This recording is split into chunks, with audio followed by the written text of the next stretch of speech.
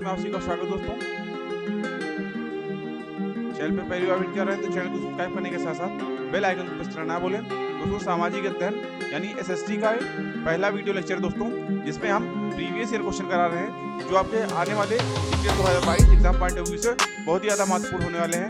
दोस्तों वीडियो में लास्ट तक बने रहिएगा, क्योंकि आप मान के चलिए प्रीवियस ईयर क्वेश्चन से ही मैक्सिमम क्वेश्चन आते हैं। ठीक है दोस्तों, तो सीधे चलते हैं हम लोग प्रश्न की ओर। दोस्तों वीडियो अच्छा लगे तो दोस्तों वीडियो को लाइक करिएगा एवं अपने दोस्तों में इसको शेयर भी करिएगा। ठीक है, पहला प्रश्न देखिए दोस्तों क्या कह रहा है, निम्नलिखित में से कौन सा बाजार शब्दावली की व्याख्या करता है? ए एक दुकान जहां उद्योगपति द्वारा निर्मित वस्तुएं बेची जाती हैं। बी एक उद्योग द्वारा उत्पादित एक खास किस्म की वस्तु का संभावी व्यापार। सी एक माल जो उत्पाद बेचता है। या डी एक स्थानीय जगह जहां उद्योग स्थापित करने की अनुकूलित प्रेरक स्थितियां होती हैं। बताना दोस्तों राइट आंसर कौन सा होगा? तो दोस्तों डी ऑप्शन आपका इस प्रश्न के लिए बिल्कुल राइट आंसर हो जाएगा। दोस्तों एक स्थानीय जगह जहां उद्योग स्थापित करने की अनुमति या प्रेरक स्थितियां होती हैं, यह बिल्कुल राइट आंसर हो जाएगा इस प्रश्न के लिए। ठीक है दोस्तों, बाजार वह स्थान होता है जहां उद्योग स्थापित करने की अनुकूल तथा प्रेरक स्थितियां उपस्थित होती हैं तथा क्रेता व विक्रेता अपने माल को आसानी से बेच अथवा खरीद सकते हैं। ठीक है दोस्तों, तो इस हिसाब से डी ऑप्शन आपका इस प्रश्न के लिए बिल्कुल राइट आंसर हो जाएगा। ठीक है, चलते हैं अगले क्वेश्चन की ओर। दूसरा क्वेश्चन देखिए क्या कह रहा है, निम्नलिखित में से कौन सी प्राथमिक आर्थिक गतिविधि नहीं है? ए कृषि, बी व्यापार, सी मछली पालन, डी खनन। बताना दोस्तों राइट आंसर कौन सा होगा? तो दोस्तों बी ऑप्शन आपका व्यापार जो है बिल्कुल राइट आंसर होगा इस प्रश्न के लिए। ठीक है दोस्तों, व्यापार प्राथमिक आर्थिक गतिविधि नहीं है। अर्थव्यवस्था को 3 क्षेत्रों में बांटा जा सकता है दोस्तों इसमें प्राथमिक क्षेत्र में कृषि, मछली पालन एवं खनन, द्वितीय क्षेत्र में निर्माण, विनिर्माण व उद्योग एवं तृतीय क्षेत्र में बैंक, बीमा आदि आते हैं।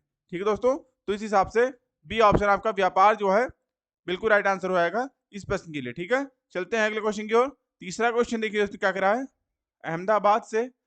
अहमदाबाद सूती वस्त्र उद्योग का गढ़ केंद्र है। निम्नलिखित में से कौन सा कारक अहमदाबाद में वस्त्र उद्योगों के फलने फूलने के लिए उत्तरदायी है? ए भारत सरकार की औद्योगिक नीति, बी सस्ते दामों पर श्रम शक्ति की उपलब्धता, सी यह कपास की खेती वाले क्षेत्र के पास है, या डी तूतीकोरिन पत्तन तक पहुंचना आसान है। बताना दोस्तों राइट आंसर कौन सा होगा? तो दोस्तों सी ऑप्शन आपका यह कपास की खेती वाले क्षेत्र के पास है, यह जो है ऑप्शन बिल्कुल राइट आंसर हो जाएगा इस प्रश्न के लिए। ठीक है दोस्तों, अहमदाबाद सूती वस्त्र का केंद्र है तथा सूती वस्त्र उद्योग के फलने फूलने का मुख्य कारण वहां की मिट्टी है दोस्तों, क्योंकि अहमदाबाद के आसपास के क्षेत्र में काली मिट्टी का विस्तार है जो कपास के लिए सर्वोत्तम मिट्टी मानी जाती है। इस हिसाब से सी ऑप्शन आपका इस प्रश्न के बिल्कुल राइट आंसर हो जाएगा। ठीक है, चलते हैं अगले क्वेश्चन की ओर। चौथा क्वेश्चन देखिए क्या कह रहा है, बागान जो वाणिज्यिक कृषि का एक प्रकार है को भारी मात्रा में किसकी आवश्यकता होती है? ए भूमि और पूंजी की, बी केवल पूंजी की, सी भूमि और श्रम की, या डी श्रम और पूंजी की। बताना दोस्तों राइट आंसर कौन सा होगा? तो दोस्तों सी ऑप्शन आपका बिल्कुल राइट आंसर हो जाएगा इस प्रश्न के लिए। ठीक है, भूमि और श्रम।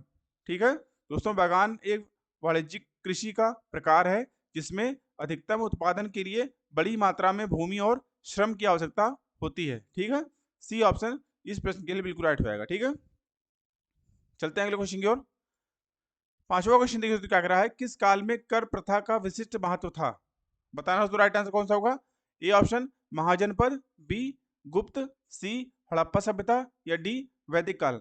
बताना दोस्तों राइट आंसर कौन सा होगा? तो दोस्तों बी ऑप्शन आपका गुप्त जो है बिल्कुल राइट आंसर हो जाएगा। ठीक है, गुप्त काल में बिल्कुल राइट आंसर हो जाएगा इस प्रश्न के लिए। ठीक है दोस्तों, प्राचीन भारत में गुप्त काल में कर प्रथा का विशिष्ट महत्व था। गुप्त काल को प्राचीन भारत में स्वर्ण काल के नाम से जाना जाता था। तो दोस्तों इस काल में राज्य की आय का प्रमुख स्रोत कर यानी टैक्स था। ठीक है, इस हिसाब से बी ऑप्शन आपका इस प्रश्न के बिल्कुल राइट आंसर हो जाएगा। ठीक है, चलते हैं अगले क्वेश्चन की ओर। छठा क्वेश्चन देखिए तो क्या कह रहा है, पृथ्वी द्वारा सूर्य के चारों ओर घूमने को कहा जाता है? ए कक्षीय समतल, बी प्रदीप्त वृत्त, सी घूर्णन, डी परिक्रमण। बताना उसका राइट आंसर कौन सा होगा? तो दोस्तों डी ऑप्शन आपका परिक्रमण बिल्कुल राइट आंसर हो जाएगा इस प्रश्न के लिए। ठीक है दोस्तों, पृथ्वी सूर्य के चारों तरफ दीर्घ वृत्ताकार पथ पर घूमती है पृथ्वी के इस गति को परिक्रमण गति कहा जाता है। पृथ्वी के चारों तरफ गति करने के साथ साथ अपने अक्ष पर भी घूमती है, इसे घूर्णन गति कहा जाता है। ठीक है, तो डी ऑप्शन आपका बिल्कुल राइट आंसर हो जाएगा इस प्रश्न के लिए। ठीक है, चलते हैं अगले क्वेश्चन की ओर। 7वां क्वेश्चन देखिए क्या कह रहा है। अर्थव्यवस्था के अनुसार मौर्य काल में उत्तर पश्चिम भारत के लिए प्रसिद्ध था।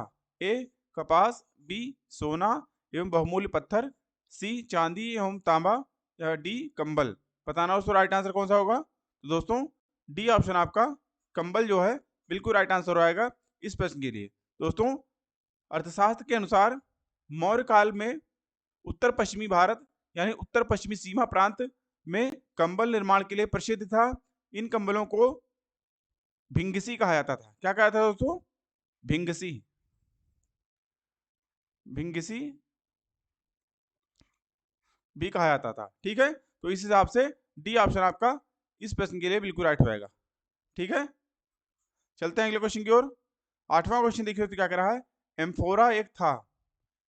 इटली का सिक्का, बी लाल चमकदार बर्तन, सी लंबा एवं दोनों तरफ हत्थे वाला लगा जार, या डी क्षुद्रयुक्त बर्तन। बताना दोस्तों राइट आंसर कौन सा होगा। तो दोस्तों सी ऑप्शन आपका लंबा एवं दोनों तरफ हत्थे लगा जार बिल्कुल राइट आंसर हो जाएगा इस प्रश्न के लिए। ठीक है, इसे एम्फोरा कहा जाता था। ठीक है, चलते हैं अगले क्वेश्चन की ओर। 9वां क्वेश्चन देखिए तो क्या कह रहा है। निम्नलिखित में से कौन सा कार्य राज्य सरकार का है। ए नई दिल्ली और वास्को डिगामा के बीच नई गाड़ी चलाना, बी 1000 के नोट का नया डिजाइन लागू करना, सी पाकिस्तान और बांग्लादेश के साथ शांतिपूर्ण संबंध बनाना, या डी 10वीं कक्षा में बोर्ड परीक्षा को बंद करना। बताना दोस्तों राइट आंसर कौन सा होगा। तो दोस्तों डी ऑप्शन आपका 10वीं कक्षा में बोर्ड परीक्षा को बंद करना बिल्कुल राइट आंसर होगा इस प्रश्न के लिए। ठीक है, दोस्तों 10वीं में कक्षा में बोर्ड परीक्षा को बंद करना राज्य सरकार के अधिकार क्षेत्र में आता है। दोस्तों करेंसी जारी करना, अन्य देशों के साथ संबंध स्थापित करना तथा ट्रेनों का संचालन करना भारत सरकार के अधिकार क्षेत्र में आता है। ठीक है, ठीक है दोस्तों, तो चलते हैं हम लोग अगले क्वेश्चन की ओर। 10th क्वेश्चन देखिए तो क्या कह रहा है। दलित और आदिवासी लड़कियों द्वारा स्कूल छोड़ने की दर सबसे अधिक है।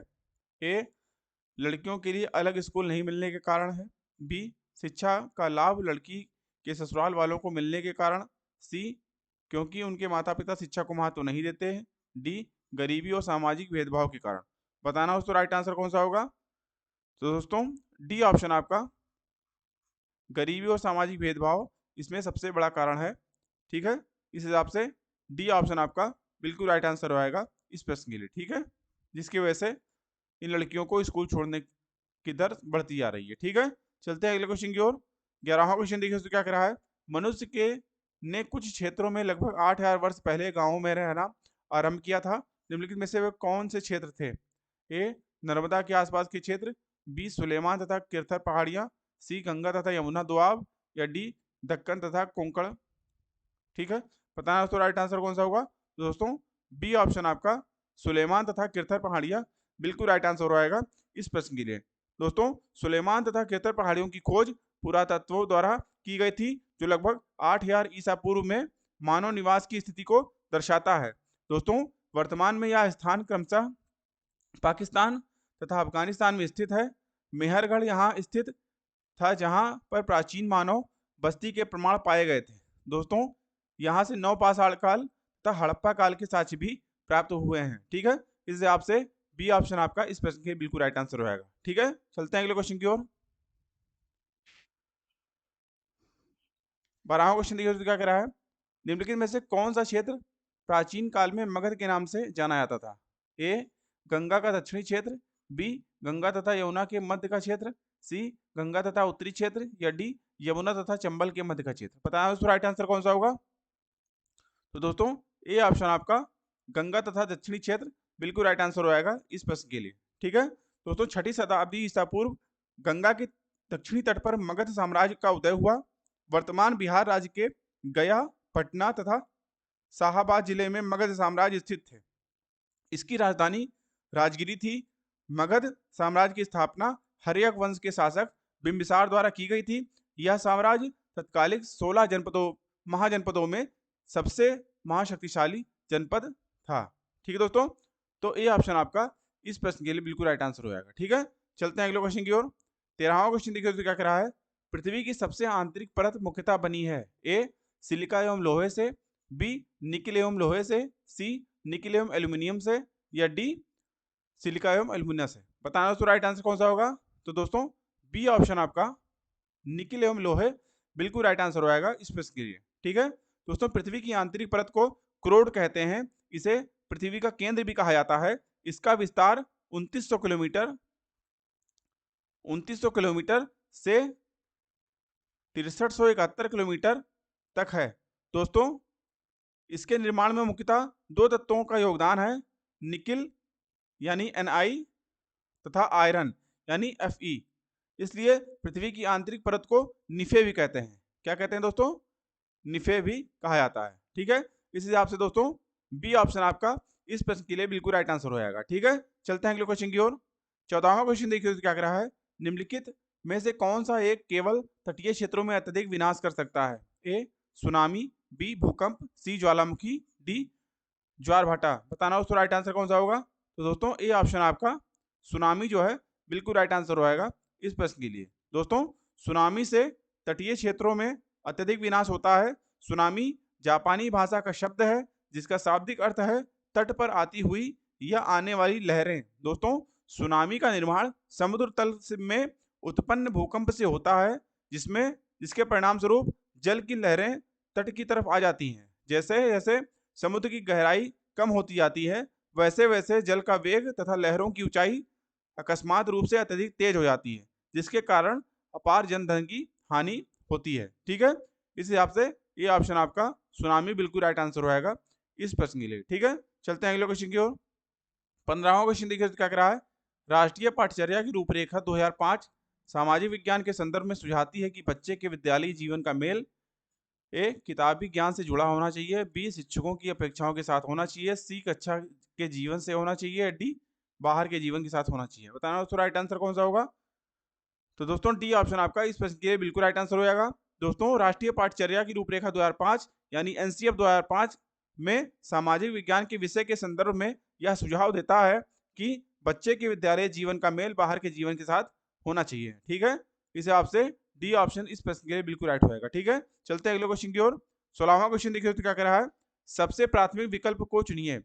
उच्च प्राथमिक स्तर के विद्यार्थियों को सामाजिक विज्ञान की परियोजना के तहत क्षेत्र भ्रमण करने को कहा जा सकता है जिससे कि ए विद्यार्थी व्यस्त रहते हैं और शिक्षक अन्य कार्यों को करने के लिए मुक्त हो जाते हैं, बी यह परियोजना पूर्ण करने की अनिवार्य आवश्यकता को पूर्ण करता है, सी यह विद्यार्थियों के लिए भागीदारी बढ़ाता है और आनंदमय होता है, या डी यह अवधारणाओं और विचारों के साथ वास्तविकताओं की तुलना करने में योग बनाता है। बताना दोस्तों राइट आंसर कौन सा होगा।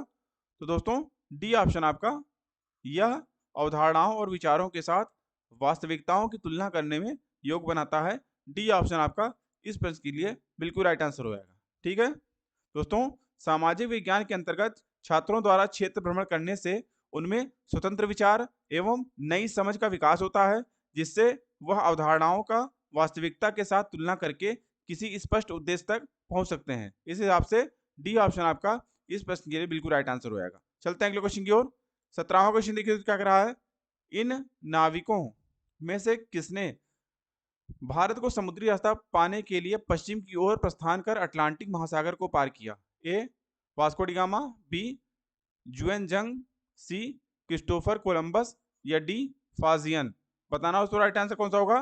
दोस्तों सी ऑप्शन आपका क्रिस्टोफर कोलंबस जो है बिल्कुल राइट आंसर होगा इस प्रश्न के लिए। दोस्तों भारत में व्यापारिक लाभ को देखते हुए 15वीं शताब्दी में पुर्तगाल के लोगों ने भारत आने के मार्ग को ढूंढना प्रारंभ किया। इसी क्रम में क्रिस्टोफर कोलंबस वर्ष 1492 ईस्वी में अटलांटिक महासागर पार करके अमेरिका पहुंचा। कोलंबस को ही अमेरिका की खोज का श्रेय दिया जाता है। दोस्तों भारत की खोज वास्को डी गामा के द्वारा 1948 में की गई थी। कब की गई थी दोस्तों, 1948 में, 1998 में, सॉरी 1998 में नहीं, 1492 में है। 1492 में अटलांटिक महासागर में अमेरिका की खोज हुई थी। और दोस्तों 1498 में 1498 ईस्वी में वास्को डिगामा के द्वारा भारत की खोज हुई थी। ठीक है, चलते हैं अगले क्वेश्चन की ओर। तो इस हिसाब से सी ऑप्शन इस प्रश्न की बिल्कुल राइट होगा। चलते हैं अगले क्वेश्चन की ओर। 18वां क्वेश्चन देखिए क्या कह रहा है। निम्नलिखित राजवंशों में से किसने अपने अभिलेखों में मलयालम भाषा एवं लिपि का प्रयोग प्रारंभ किया? ए चोल, बी कुषाण, सी चेर या डी पांड? बताना हो तो राइट आंसर कौन सा होगा। तो दोस्तों सी ऑप्शन आपका चेयर जो है बिल्कुल राइट आंसर रहेगा इस प्रश्न के लिए। ठीक है दोस्तों, मलयालम भाषा एवं लिपि का प्रयोग केरल राज्य में किया जाता है तथा मलयालम केरल की राजभाषा है। दोस्तों प्राचीन दक्षिणी भारत के केरल राज्य में चेर राजवंश का शासन था, अतः चेर राजवंश ने अपने अभिलेख में मलयालम भाषा एवं लिपि का प्रयोग किया था। चेर वंश का सबसे प्रतापी शासन सेन गुट्टवन था, इसे लालचेर के नाम से भी जाना जाता था। दोस्तों दक्षिण भारत में पत्नी पूजा का प्रारंभ सेन गुट्टवन ने ही कराया था। इस हिसाब से सी ऑप्शन आपका इस प्रश्न के लिए बिल्कुल राइट आंसर होगा। ठीक है, चलते हैं अगले क्वेश्चन की ओर। 19वां क्वेश्चन देखिए तो क्या कह रहा है। संसार में प्रचलित रोपण कृषि की सही विशेषता का चयन निम्नलिखित में से कीजिए। ए यह वाणिज्यिक प्रकार की कृषि है जो विस्तृत क्षेत्रों पर की जाती है। बी इस प्रकार की कृषि में भूमि का गहन उपयोग करने के लिए कृषक अपने पूरे परिवार के साथ लगा रहता है। सी यह कृषि मध्य अक्षांशों के आंतरिक अर्ध शुष्क प्रदेशों में की जाती है। या डी इसमें प्रति एकड़ उपज कम होती है। बताना दोस्तों राइट आंसर कौन सा होगा। तो दोस्तों ए ऑप्शन आपका यह वाणिज्यिक प्रकार की कृषि है जो विस्तृत क्षेत्र में की जाती है, बिल्कुल राइट आंसर होगा इस प्रश्न के लिए। दोस्तों रोपण कृषि के मुख्य क्षेत्र जो हैं वो एशिया, अफ्रीका तथा दक्षिणी एवं मध्य अमेरिका के उष्ण एवं उपोष्ण कटिबंधीय प्रदेश हैं। यहाँ एक व्यापारिक कृषि है। इसके अंतर्गत उगाई जाने वाली फसलें जैसे चाय, कहवा, रबड़, कोको, नारियल आदि हैं। दोस्तों इसकी विशेषताएं निम्न हैं। इसमें बागानों का आकार बहुत बड़ा होता है। इसमें अधिक पूंजी निवेश, उच्च प्रबंध तथा तकनीकी आधार एवं वैज्ञानिक विधियों का प्रयोग किया जाता है। दोस्तों अमेरिका के देशों में यह प्राप्त होता है। ठीक है दोस्तों, तो इस हिसाब से ए ऑप्शन आपका इस प्रश्न के लिए बिल्कुल राइट आंसर हो जाएगा। ठीक है, चलते हैं अगले क्वेश्चन की ओर। 20वां क्वेश्चन देखिए दोस्तों क्या कर रहा है। मध्य और शीर्ष प्रबंधन की प्रतिभा सर्वाधिक उपलब्धता होने का विशेष लाभ निम्नलिखित में से किस नगर को हमेशा प्राप्त है। ए कोच्चि, बी बेंगलुरु, सी पुणे, डी चंडीगढ़? बताना दोस्तों राइट आंसर कौन सा होगा। दोस्तों बी ऑप्शन आपका बेंगलुरु बिल्कुल राइट आंसर होगा इस प्रश्न के लिए। ठीक है दोस्तों, मध्य और शीर्ष प्रबंधन की प्रतिभा सर्वाधिक उपलब्ध होने का विशेष लाभ बेंगलुरु यानी बेंगलोर को हमेशा प्राप्त है। बेंगलुरु दक्कन के पठार में अवस्थित है, जहां से इसका नाम सिलिकॉन पठार पड़ा। यह शहर वर्ष भर मृदु जलवायु के लिए प्रसिद्ध है। यहाँ सर्वाधिक संख्या में सूचना प्रौद्योगिकी महाविद्यालय और शैक्षिक संस्थान हैं। यहाँ कार्य अनुभव वाले कुशल प्रबंधक सर्वाधिक हैं। यहाँ महत्वपूर्ण सार्वजनिक क्षेत्र, उद्योग और शोध संस्थान भी हैं, जैसे BEL, BHEL, HAL, NAL, DRDO, ISRO, ITI, IISc आदि। ठीक है, इस हिसाब से बी ऑप्शन आपका इस प्रश्न के लिए बिल्कुल राइट आंसर होगा। ठीक है, चलते हैं अगले क्वेश्चन की ओर। 21वां क्वेश्चन देखिए क्या कर रहा है। वात दिग्गसी का प्रयोग क्या मापने के लिए किया जाता है। ए वायु वेग, बी वायु दाब, सी वायु दिशा, डी वायु तापमान? बताना दोस्तों राइट आंसर कौन सा होगा। तो दोस्तों सी ऑप्शन आपका वायु दिशा जो है बिल्कुल राइट आंसर होगा इस प्रश्न के लिए। दोस्तों वाग दिग्दर्शक यानी दिग्दर्शिकी का प्रयोग वायु की दिशा मापने के लिए किया जाता है। इस यंत्र को आमतौर पर एक इमारत के उच्चतम बिंदु पर एक वास्तु सज्जा के रूप में इस्तेमाल किया जाता है। ग्रीनिच वर्ल्ड रिकॉर्ड के अनुसार दुनिया का सबसे बड़ा वाद दिग्दर्शक जेरेज स्पेन में स्थित टियो पेपे सेरी है। क्या है दोस्तों, कहाँ है। जेरेज स्पेन में है और इसका नाम टियो पेपे सेरी है। यह दुनिया का सबसे बड़ा वाद दिग्दर्शक है। ठीक है, तो सी ऑप्शन इस प्रश्न के बिल्कुल राइट होगा। ठीक है, चलते हैं अगले क्वेश्चन की ओर। 22वां क्वेश्चन देखिए क्या कर रहा है। वायुमंडल की निम्नलिखित में से कौन सी परत रेडियो तरंगों के संचरण में मदद करती है। ए समताप मंडल, बी मध्यमंडल, सी वायुमंडल, डी बहिर्मंडल? बताना दोस्तों राइट आंसर कौन सा होगा। तो दोस्तों सी ऑप्शन आपका बाह्य वायुमंडल बिल्कुल राइट आंसर होगा इस प्रश्न के लिए। ठीक है, ठीक है दोस्तों, चलते हैं अगले क्वेश्चन की ओर। 23वां क्वेश्चन देखिए क्या कह रहा है। अभिकथन ए, जब लंदन में अपराह्न 2 बजे तो भारत में 7:30 अपराह्न का समय होगा। कारण आर, भारत ग्रीनविच के पूर्व में 82 डिग्री पूर्व में स्थित है। दिए गए विकल्पों में से सही विकल्प का चयन कीजिए। ए गलत है परंतु आर सही है। बी, ए और आर दोनों सही हैं, आर सही व्याख्या ए की है। सी, ए और आर दोनों सही हैं परंतु आर सही व्याख्या नहीं है ए की। डी, ए सही है परंतु आर गलत है। बताना उसका राइट आंसर कौन सा होगा। दोस्तों बी ऑप्शन आपका, ए और आर दोनों सही है और आर सही व्याख्या है ए की। ठीक है, बी ऑप्शन इस प्रश्न के लिए बिल्कुल राइट आंसर हो जाएगा। ठीक है दोस्तों, चलते हैं अगले क्वेश्चन की ओर। 24वां क्वेश्चन देखिए क्या कह रहा है। समय क्षेत्र पर दिए गए ए, बी और सी कथनों पर विचार कीजिए और सही उत्तर का चयन कीजिए। कुछ देशों का देशांतरीय विस्तार अधिक होता है जिसके कारण वहां से अधिक मानक समय अपनाए गए हैं। बी, पृथ्वी को एक एक घंटे वाले 24 समय क्षेत्रों में बांटा गया है। प्रत्येक समय क्षेत्र 15 देशांतर तक के क्षेत्र में घेरता है। ए और सी सही है, बी गलत है। बी और सी सही है और ए गलत है। ए, बी और सी सभी सही है, ए और बी सही है और सी गलत है। बताना दोस्तों राइट आंसर कौन सा होगा। तो दोस्तों इस हिसाब से सी ऑप्शन आपका, ए, बी और सी सभी सही है, बिल्कुल राइट आंसर हो जाएगा। ठीक है दोस्तों, उपयुक्त तो तीनों कथन सही है। कुछ देशों का देशांतरी विस्तार अधिक होता है जिसके कारण वहां एक से अधिक मानक समय अपनाए गए हैं। उदाहरण के तौर पर रूस में 11 टाइम जोन है, अमेरिका में 9 टाइम जोन है, व ऑस्ट्रेलिया में 8 टाइम जोन है। दोस्तों विभिन्न देशों की समय पद्धतियों में आपसी संबंध दर्शाने के लिए मानक समय पद्धति का शुभारंभ किया गया। इस प्रयोजन हेतु संपूर्ण पृथ्वी को 24 समय क्षेत्रों में बांटा गया है। दोस्तों प्रत्येक समय क्षेत्र में 15 डिग्री देशांतर तक के क्षेत्र को घेरता है। 12वें जोन को 180वें याम्योत्तर रेखा यानी अंतरराष्ट्रीय तिथि रेखा से बांटा गया है।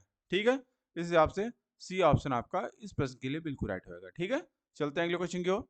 25वां क्वेश्चन देखिए तो क्या करा है। निम्नलिखित में से कौन सा कथन खनिज के संदर्भ में सही नहीं है। इनका एक निश्चित रासायनिक संगठन होता है। बी, ये विभिन्न प्रकार के भूवैज्ञानिक परिवेश में निर्मित होते हैं। सी, सभी खनिज अधात्विक होते हैं। डी, ये प्राकृतिक रूप से प्राप्त होने वाले पदार्थ हैं। बताना उसका राइट आंसर कौन सा होगा। तो दोस्तों सी ऑप्शन आपका, सभी खनिज अधात्विक होते हैं, बिल्कुल राइट आंसर हो जाएगा इस प्रश्न के लिए। दोस्तों खनिज एक प्राकृतिक रूप से विद्यमान समरूप तत्व है जिसकी एक निश्चित आंतरिक संरचना होती है तथा ये विभिन्न प्रकार की भूवैज्ञानिक परिवेश में निर्मित होते हैं। ठीक है, खनिजों का निश्चित भौतिक तथा रासायनिक संगठन होता है। ठीक है, इस हिसाब से सी ऑप्शन आपका इस प्रश्न के लिए बिल्कुल राइट होगा। ठीक है, चलते हैं अगले क्वेश्चन की ओर। और दोस्तों ये आज का लास्ट क्वेश्चन है इस वीडियो का। निम्नलिखित का मिलान कीजिए। ठीक है, नर्मदा घाटी, वज्जी, गारो पहाड़ियाँ, गंगा, सिंधु और उसकी सहायक नदियाँ। आरंभिक गणतंत्र, आखेट और संग्रहण, लगभग 2500 वर्ष पूर्व के शहर, प्रथम नगर, आरंभिक कृषि। बताना दोस्तों राइट आंसर कौन सा होगा। तो दोस्तों इसमें आपका जो आंसर होगा वो आपका नर्मदा घाटी, ये आपका आखेट और संग्रहण के लिए है। वज्जी आपका, ये आपका आरंभिक गणतंत्र। ठीक है, गारो पहाड़ियाँ, ये आपका आरंभिक कृषि हो जाएगा। और गंगा घाटी आपका लगभग 2500 वर्ष पूर्व के शहर हो जाएंगे। सिंधु और उसकी सहायक नदियाँ, यह जो है आपका हो जाएगा प्रथम नगर। ठीक है, तो इस हिसाब से दोस्तों आपका ए के साथ दूसरा, बी के साथ पहला।